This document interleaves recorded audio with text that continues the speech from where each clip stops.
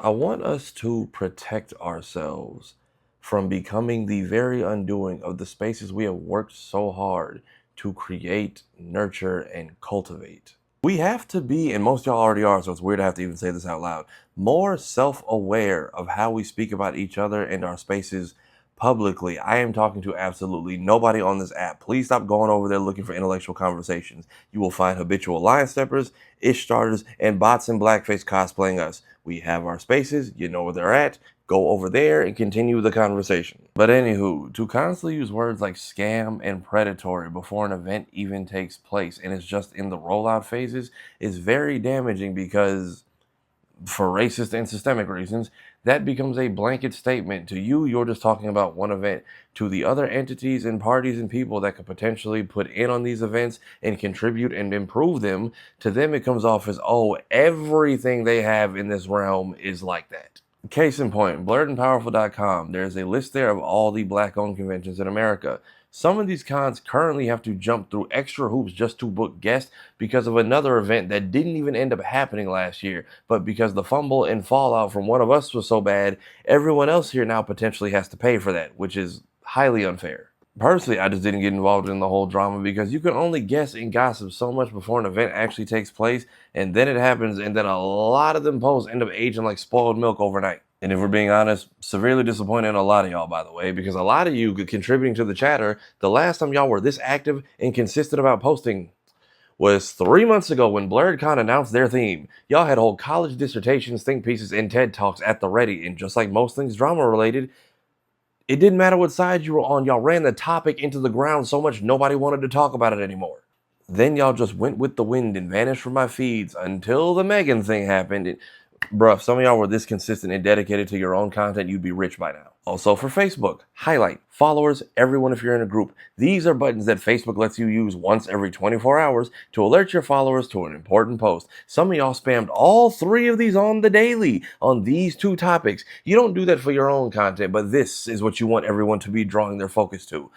I run a Facebook group for a popular black YouTube channel. Do you understand how ugly and irresponsible it is for me to tag all 50,000 people in there and say, hey, I want all of y'all to look at this negative thing? Grow up. Now, I get it. A lot of us who know the value of these spaces and know what it's like to have not had them for so long, and now that we have them, you want to protect them, and that's okay. We do our best to look out for each other in this community. Blurred Station, we're building a black-owned streaming platform, but we also host a live stream at BlurredCon every year. This year, we sold ad space during the stream, not just to help us with production costs, but so that vendors could attend the con without having to be there and still promote themselves, because in this current economy, that it doesn't allow them to do shows like they used to. We're aware of that and we wanted to help.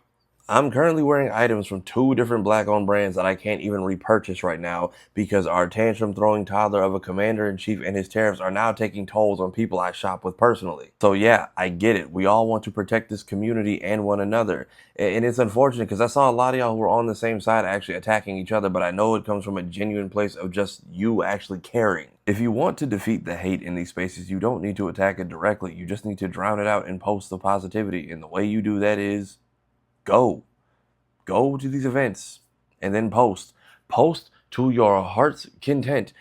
All these same hashtags that people are using to stir up all the drama and BS, use them to show the true nature and true culture, what these events do, what they are for, and what they are about. Because now you're contributing to the truth by living it and sharing that experience, and that's beautiful. Now, the other part I think we need to have a discussion about is we are currently going through a cultural shift. We have not had these spaces for a decade yet. I think BlurredCon's the oldest one, and we've had that for 8 years, and look what we've done with it. These blogs and publications never write about black nerd spaces, but now suddenly these conventions are making national headlines all 3 days because of who's attending it. Which means they are actively during the con weekend digging through our accounts and pilfering through our profiles to Frankenstein a story. This panel was still happening when this got posted. I know because I was in the front row for it. By the way, Shade Room, this is from the homie Young Deuces of the Geek Said podcast, not Getty Images. I'm pretty sure they never come to these things. Y'all can do all that digging and download the video so its tag doesn't show up.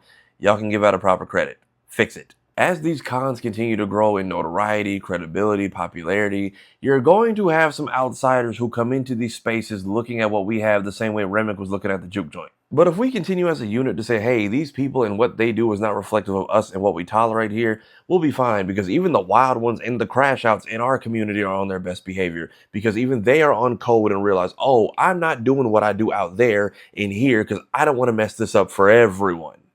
In the year 2025, Janelle Monáe came to BlurredCon. Meg Thee Stallion came to DreamCon a couple months later, and after their contractual obligations were complete for the one day they were scheduled, came back and did more because they both liked it that much. Came back to kick it with other creatives, went to an after party that she was not booked for, which then turned into a free concert, and then delayed her flight the next day so that she could overnight ship a bunch of copies of her new card game to the con and do a demo, and then was nice enough to give us an interview after all of that.